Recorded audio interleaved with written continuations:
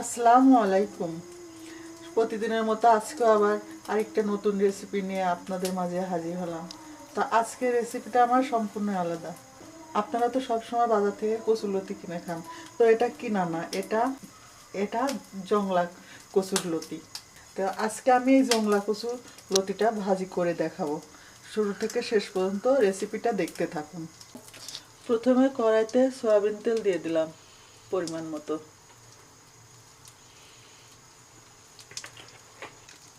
পেঁয়াজ কুচি, মরিচ কুচি, থেতো করা রসুন দিয়ে ভেজে নিব।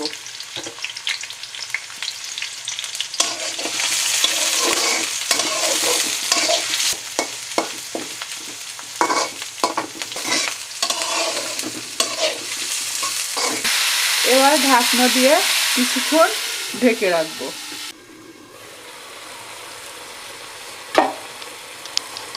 নেড়ে দিব।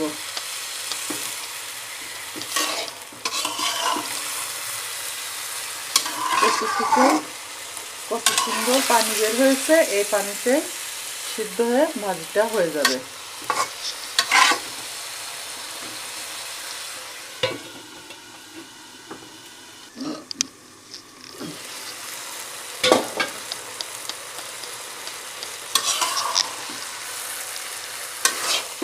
তাই তো দেখুন কচুগুলা সুন্দর সেদ্ধ হয়ে গেছে।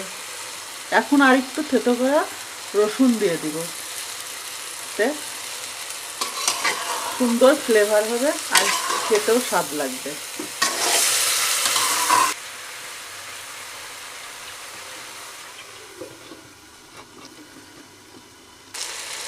তো এই তো দেখুন আমার রান্নাটা ভাজিটা সুন্দর হয়ে গেছে।